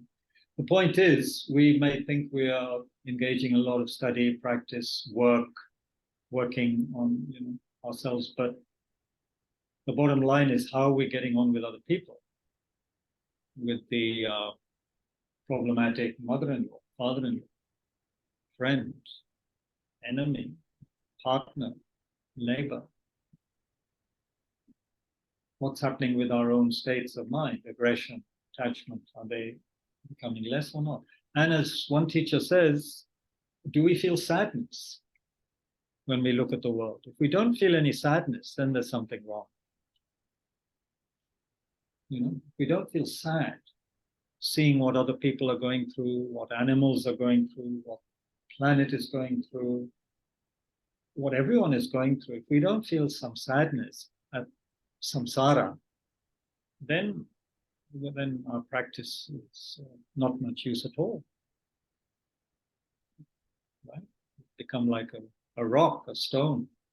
Nothing moves us. We might think dharma means cutting off, becoming detached so that nothing affects us. That's obviously something is wrong, if we don't feel sadness. And the other sign apparently of a good practitioner is, of course, you don't want to deliberately offend people, but you no longer care so much about what other people think of you, in the sense you're not trying to please people all the time. And this is a big one. Often we're trying to please people because we want people to think well of us, right? We want a good reputation. We want people to say, oh, he's a really nice guy, blah, blah, blah.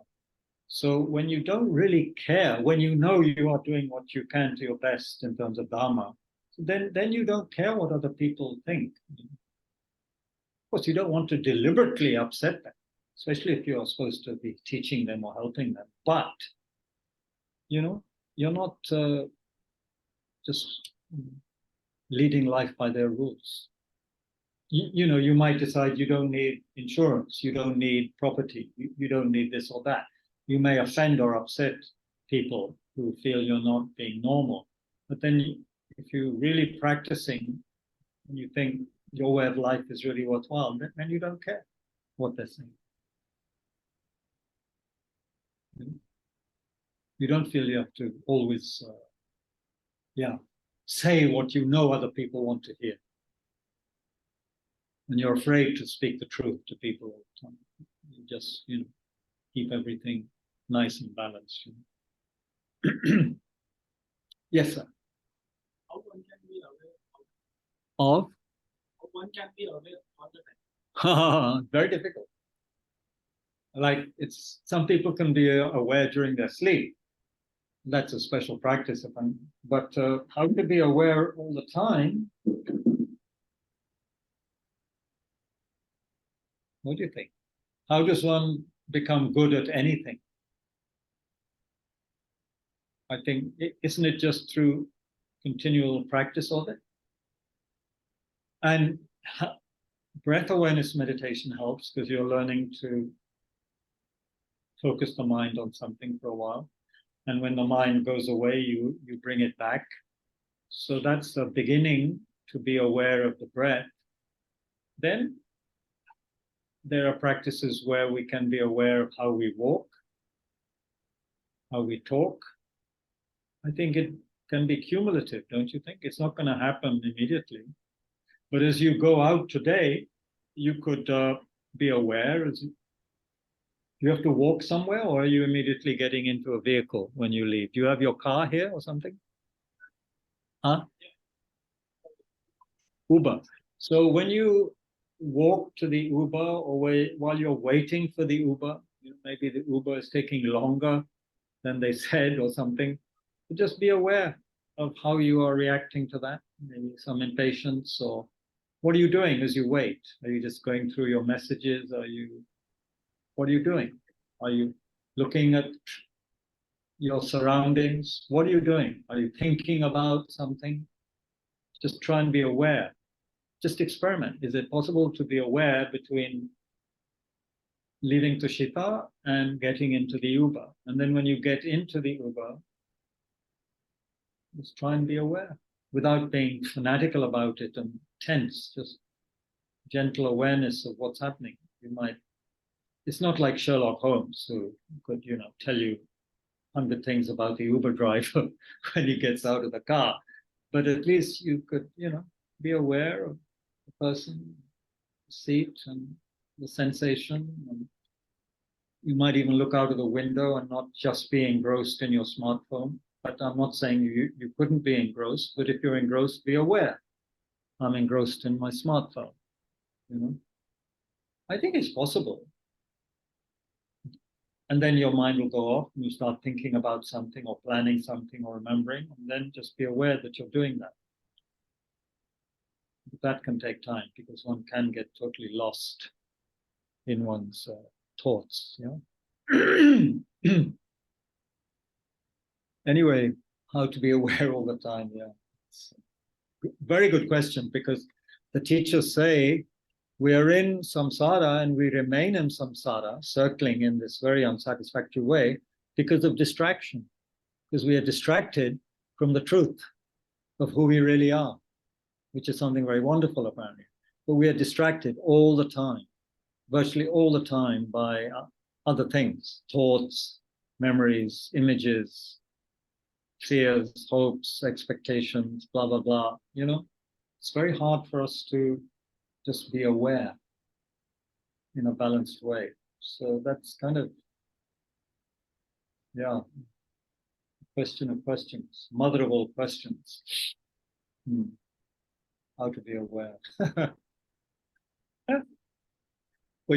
How aware were you We have a doctor here from AIMS who was doing not only a Tushita retreat, but very bravely he did the Vipassana retreat immediately afterwards in Dharamsala. So how was your Vipassana retreat? Were you able to stay aware? You say no. And he's a doctor, right? He has to be, I mean, are you aware with your patients when you're cutting them up or something? Are you a surgeon? No. But you have to be aware, right, when you're with the patients. But yeah, Vipassana is difficult. So, How does the self exist? How does the self exist? Oh, that's a big question. How does the self exist? You can ask Mahayana as you walk to the Uber. This old student, he'll tell you, he's done a lot of study on that, meditation. How the self exists is independence upon many factors, not independent. Right now, we feel of the self as something independent, very solid. I am Kabir. I have a left hand. I have a right hand. I have a head, a laptop. Then you ask, what is this person who has all these things? Who is that? One begins to investigate. Where is that person who has a head, who has all of these different parts of the body, has all these thoughts, has memories, has hopes, fears, blah, blah, blah. Well, who is this guy who has all these things? You understand what I'm saying? Where's the owner who says, I have a body, I have a mind? I can say, this is mine. I have a smartphone. Smartphone is here, I'm here, take care. I own it, it's separate. But I say I have a body, I have a mind. It means there's an I that is separate from the body and mind, right? That's what it implies. I own it, it's mine. Wo kahan baitha hai? Kahan hai? Where's the body? Where is the self? Where's the I who owns all this stuff? This is something you can begin to investigate. Where do you think you are? Who are you? Just ask yourself, what do you think you are? No. This is the beginning of it. We're hungry, we say, I am hungry, because the stomach is feeling hunger. We feel sad for some reason, the mind is feeling sad. I am sad. I mean, how many I's are there? Or is there just one I? And how does it exist? Just start to think about it. Because that is our core problem. That is the root of our problem, according to Buddhism. Feeling there's solid, independent, permanent kind of I, me, mine, and very strong identification with that. And so therefore, if we have that, there's a very strong feeling of other, I, other. So then that polarity, you want certain things because they seem attractive or whatever, and then you don't want certain other things because they don't seem likable, etc. And that all comes about because of the very strong sense of I. If there was more sense of space and fluidity, there wouldn't be such a strong dynamic. I, other, I want, I don't want, and all of that. There would be more spaciousness, let's say. So that you can begin to look at that. Yeah. Thank you, patient people online as well. Thank you very much. This is a revision for most of you, many of you who've heard all these things before. Yeah, I mean, what I'm trying to bring out in this talk is that a kind of engaged attitude also. We cannot, I think, just use the Dharma to try and escape from what the world is going through and what actually we ourselves are going through, and hoping it will just be like some kind of anesthetic or drug that makes us feel good for a while and takes the edge away from our pain, or so forth. It's totally not designed for that. It's meant to show us very clearly the pain, the suffering, the disease we have, the mental disease we have, and to work towards getting rid of it. But it can be done in a spirit of confidence and even joy, they say, if one begins to get to grips with it and not to run away and to realize that we do have the ability to do so, that we do have what we call the Buddha nature, kind of primordial, pure aspect of ourselves, which can be developed and made more manifest. We all have that. But I guess we can only develop it when we engage in, I'll quote Wendell Berry here, who's not a Buddhist, he's a Christian. This is one way we can begin to rediscover who we really are. And he's also using it in a sense. He's saying, to come to real understanding, he's saying, in life, one has to encounter the silence and the darkness of his own absence, the absence of human beings with their busyness.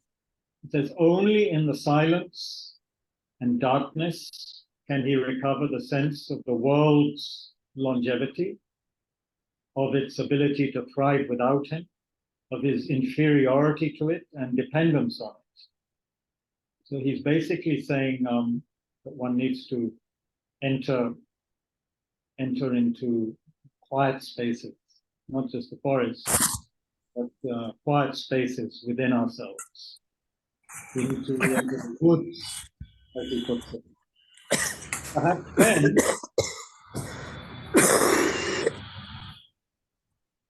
someone has a bad cold, perhaps then, having heard that silence and seen that darkness, he will grow humble, to pause the place and begin to take it in, to learn from what it is. What he's saying is that, we're so out of touch with nature, with the wild, with forests, with silence, with solitude, that we need to re-enter those spaces, because when we're just caught up with the busyness of our lives, and often urban lives, we lose touch with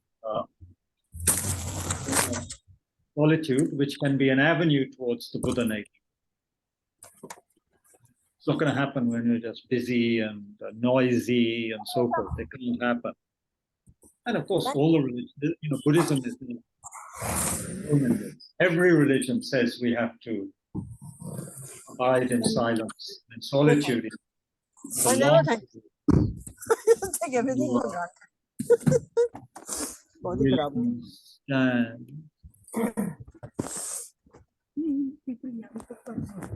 Yeah. And that's not easy. Who wants to be alone? Who wants to be silent for long? It's not easy, no? In the Vipassana course, you're not even supposed to look at people. You can't have any other kind of book. Just doing the practice. Did you remain? You remained for 10 days. You must have had a lot of thoughts about what you do when you got out of retreat. Anyway, it's hard to be silent. It's hard to be alone. For some, well, I mean, for most people. But the Dharma seems to be saying we need to spend some time like that. Otherwise, nothing's going to happen. We'll be too distracted, too caught up with emotional problems, entanglements, etc., etc. And we just wouldn't have the time. I mean, there's a reason Buddha left his wife and son, to show us that one needs some time on one's own in the forest, alone, to work on things. You can't do it so easily in a family situation, busy situation. But he came back later and helped all of them, even though his wife was a bit heavy with him in the beginning, but he helped everyone when he came back. He didn't leave forever. He came back and helped them. One of his sons became very highly realized. Rahul became very highly realized being. He already had helped his mother, who had died when he was very young, already had taught her some other realm. So it's not like he was abandoning his family out of anger, but he realized this was the way to get closer to the truth quicker, so that he could help others. He was gone for only 6 years. Huh? He was gone for only 6 years. 6 years meditation and all that, yeah. But then he didn't go back immediately to his family, I think. He engaged in teaching first for quite a while. Yeah. So, there's a lesson there somewhere, I guess. Also, in a lot of the greatest poets, authors, they've all been artists. They've been people who understood the benefits of silence and solitude to do their work, to do their writing, whatever they do. Bheed mein nahi hota. And of course, the bheed in the mind. Sorry, bheed means the crowd, crowdedness in the mind. Are you Indian? Yeah? No, sorry, I've been using Hindi words. Okay, I think enough for today, unless somebody has some question. I'm happy. I have no wife and kids to go back to who are going to curse me for being late. My cook doesn't mind eating late. Anything? Feel free. Nothing is too simple a question. Don't think your question is too simple or something. Simple questions can be the best. Technical question. Technical question. So you said Computer that can. got enlightenment. Huh? You say, Marpa. Mapa was an enlightened being, apparently, yes. So in the biography, I read somewhere that I think Naropa or someone told him that after 65 years,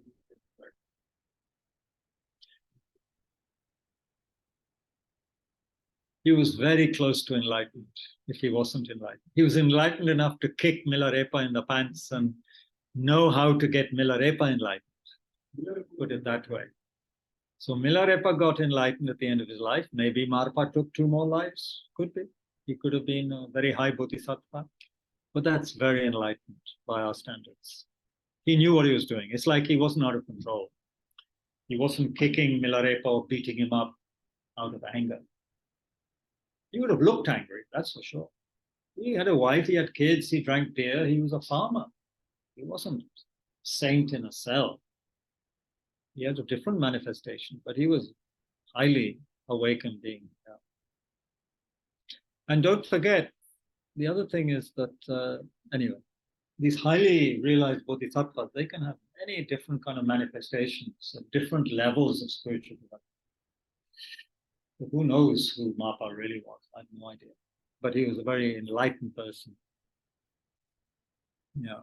His guru was Naropa, Naropa's was Tilopa, all extraordinary stories, extraordinary stories. Naropa's story is wonderful. Wonderful story. Marpa's guru. That's great fun to read. illusions that, Huh? the illusions that Tilopa put. Oh man, yeah. But I must tell you one story, just so, I mean, before, not from there. This is what Lama Zopa Rinpoche told about one great guru called Serkong Rinpoche. So Serkong Rinpoche was in Nepal at this time, near the Bauddha Stupa. There's a particular temple there, small Teluk temple, maybe, right on the stupa, small one. So the students there had a particular guru, had their guru, but they heard that Serkong Rinpoche was in town, so they said, so they got very excited, and somehow they wanted to invite him to give them teachings rather than their own guru. Yeah, they showed a preference for Serkong Rinpoche. So Serkong Rinpoche, they asked him to give some special teaching. So Serkong Rinpoche was there. Apparently Lama Zopa Rinpoche was also there. So he gave first-hand account, I think. So then Serkong Rinpoche sits on the throne, right? And all these students expecting this high teaching. Well, I think they wanted the Nyungne, that's a special fasting practice of the Buddha of compassion, that transmission of that, something. So Serkong Rinpoche sits on the throne And he says to them, all these people who shown preference for him rather than their own guru, if your guru tells you to get down on the ground and eat dog shit, then that's what you should do. And then he made this sounds as though he were eating dog shit. So that's how he told these people, look, and then he walked out. He didn't give them any teaching. These people were showing disrespect towards their own guru, who should have been teaching them, but they went after this other more well-known guru and asked him to give teachings. He said, if your guru asks you to get down and eat shit, that's what you do. He was berating them for their lack of guru devotion. So, no easy ride. As Chogyam Trungpa says, if you get onto the Dharma train, it's not easy to get off again. I mean, to do it properly, you can't just get on and off the train according to what you want. Okay, folks, those who have to go, I'm sorry I kept you so late. Yeah. Sure. You have a question? Yeah, I have two questions actually. One is, where does personal judgment come in? Personal judgment. In terms of discerning, like, here's compassion and like a lapse of judgment, if there is a limitation to the group's like achievement of commitment. And then I don't know if you want me to like. Could you repeat that? I'm not quite sure what you mean by that first question. I mean, there's a level of guru devotion. Right. It's completely without questioning. It right. seems to me. Right. And so I'm wondering where like prajna and wisdom. That's a very tricky question. It would take a long time. One of the ways Buddhism deals with that is to say you should spend a long time checking on someone before you accept them as your guru, especially in the Vajrayana. Mahayana, not so critical, but if you take a Vajrayana guru, then you have to, then you have to be very careful. You say passionate. Huh? Passionate. Well, the person, fundamentally, they say that Mahayana guru, in other words, also covers Vajrayana, but a Mahayana guru should have tremendous compassion and should care for their students more than he or she cares for themselves. Now, that's quite difficult to find people like that, who really care more for their students than for themselves. It shows they have to have some kind of real compassion, right? Tushita. A lot of gurus, so-called gurus, are probably just building up themselves, right? So, how to, that's one thing. What's your second point? I've experienced a lot of benefits from meditative practices. A lot of benefits, right? Yeah. But I struggle with tradition that I understand culturally comes from, a lot of history of patriarchy. But even in like this book that I just picked up and like wasn't looking for anything in particular. What's the book? Many Ways to Nirvana by the Dalai Lama. And the question is about, is it possible to gain enlightenment in a woman's body? And this isn't the first time that I've sort of come across these sort of beliefs in different forms, but he basically says the first principle of enlightenment should always be on the basis of a male being and not a female. So I'm wondering if you can help me understand. The first what? The first basis? The first principle. He doesn't say anything else about it. It's not a super long passage. Could you pass the book to me? And Yeah, no problem. Thank you.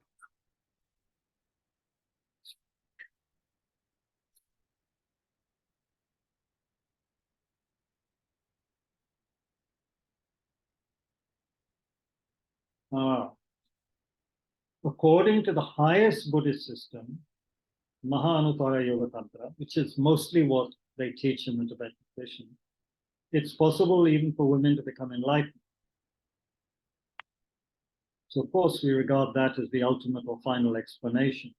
So I don't know what that first sentence means.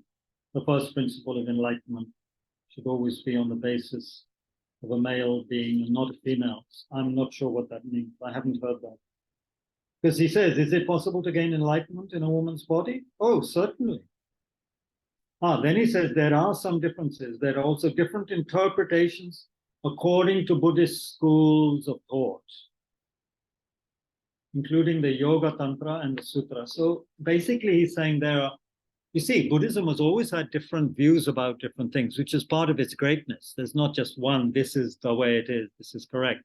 So he's actually saying that according to the highest teachings, the highest tantric teachings, it's of course possible for a woman to become enlightened. Because, and the reason there, even I can give you this answer, I think, men and women have the same inner kind of subtle bodies and constituents which enable us to get enlightened.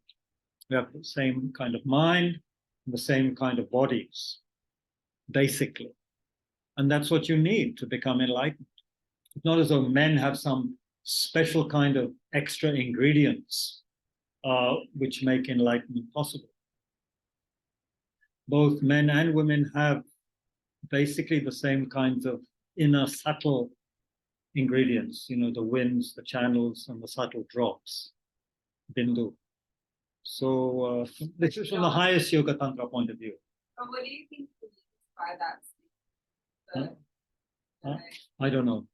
You'll have to ask some higher guru who understands.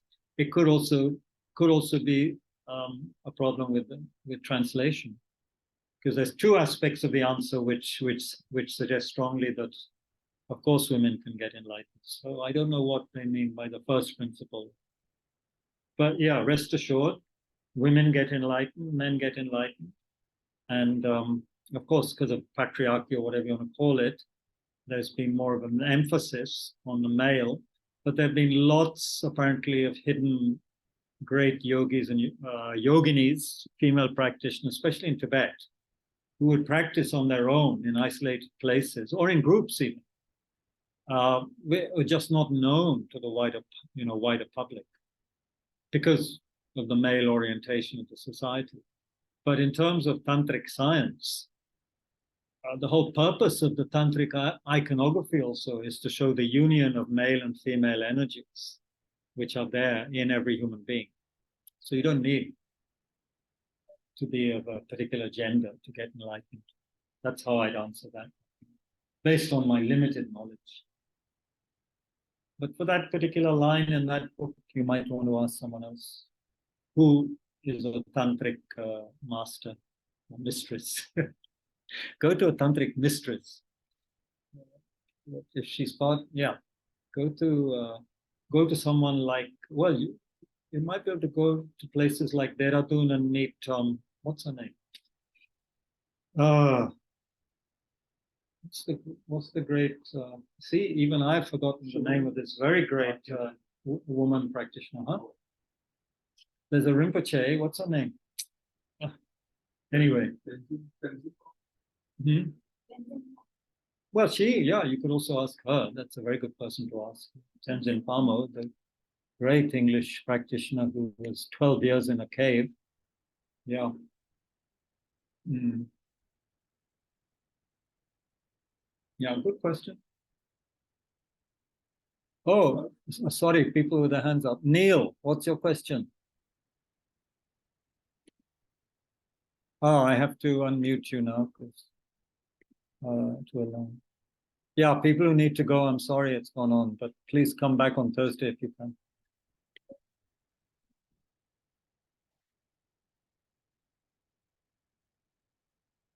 Yeah.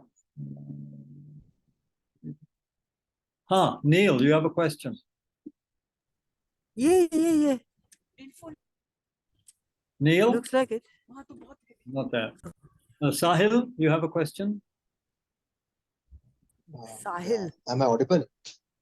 Sahil is a Muslim name. Sahil, you have a question? Yeah. I have a Sahil is a question. Muslim Am I name? audible?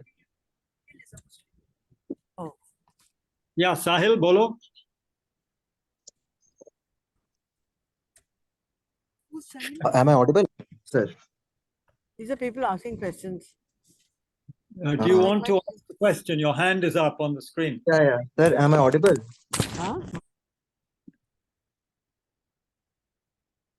Okay. No, not much success there. All right. Did you have a question? Your hand is Yeah, up. so am I audible, sir? I think the Yes, audio is you're not. audible. Yes, you're audible. Okay, so sir, I wanted to know if there are some books on Buddhism which are easy to understand and in Hindi. Yes. Are you in Delhi? Yeah, I am in Delhi. Come to the center. That's the easiest thing. We have Okay. books. Yeah. We have some good books now. Some good translations have come out also. Yeah, and I can recommend if you come to the center. That's easier. Yeah. Yeah. Neil, you have a question? Thank you. Neil? Yeah, my question is slightly elongated. I want to ask. We'll make it short. Yeah, Shorter. yeah, it's regarding the fact that in Ambedkarite Buddhism, it comes with the fact that the Sakyas and the Koliyas were going to come to a conflict over the Rohini River's water sharing. Yes, Then yes. you've read that, and we weren't given this fact due to certain omissions by Brahminical way of giving Siddhartha Gautam a certain divine characterization. So the reason for the parivajja or the renunciation from the palace has within its confines the sins of omission. That's how I was asking this question to another person in a seminar the other day, and I didn't get an answer. So is it possible that the main reason he is left out for the Buddhu brains, or is it possible to give the 29-year-old Siddhartha Gautama the fact that he was given a cloistered existence, and then again he also had the building up of the war between or the conflict between the two I understand. the two clans. I think I totally disagree with Ambedkar's version. And of course, it's not as though the Buddha didn't know about life, but I think the whole point of his leaving is to show how his father and society were imposing certain system or regime on him. And so it was very necessary for him to break away from what his father wanted him to do, which was to be a prince, be a king. And he wanted to, he wanted to discover the truth. He wanted to discover the truth of why people suffer. That's why he left. He wouldn't have left for a political reason. Buddha's main aim was not social liberation. Social liberation, of course, is a byproduct of inner revolution, going beyond samsara, I guess. But of course, that's hard for Ambedkar to stomach because of the situation he was in. So obviously, it's very understandable why Baba Sahib had that particular take on things. But no, for me, it makes much more sense that the Buddha left home because he had to leave home. If he stayed at home, he wouldn't have discovered the truth. He wouldn't have discovered why we suffer because he would have had to follow his father's, what his father wanted for him. So no, what I'm trying to say, sir, is with due respect, is it possible for both those things to have come together, like a union of the conflict, as well as the fact that he didn't know too much about a dead person, a sick person, a He knew everything. He knew everything about dead persons and this, that, and the other. So obviously, it's something which is symbolic. It's showing. For example, in my family, you're not supposed to talk about death. When certain of my family members were alive, you weren't even supposed to mention the word death. So there's that kind of attitude. It's quite possible that his father kept only young people in his presence and very, beauty around, so he didn't have to face certain things. But I'm sure he knew about these things. But it was just the story says that he saw these things and suddenly Yeah, got a that's exactly what I was getting at. Yes. Oh, yeah. Yeah. Thank you. So look, we'll stop there because I'm eating barfi and I don't feel good eating barfi while conducting the session. It's a very tasty barfi here, which I haven't eaten for 2 months. And so we can meet again on Thursday. Thank you all very much who have been here. Neil and Kundrola, Venerable Kundrol, Sahil, Nandita, Sujit, Vidyut, Rajesh, Joya and Ishika Srivastav. Thank you all very, very much indeed. Have a good evening. And more on Thursday. Thank you. Thank you very much. Thank you, Kabirji, Guruji. Guruji mat bolo. Rajesh bhai. Yeah. पिटाई खाने का मन है आपसे. पीटेंगे आके. बहुत कारण है. Okay, how does one get out of this? Okay, end. This is the end, folks.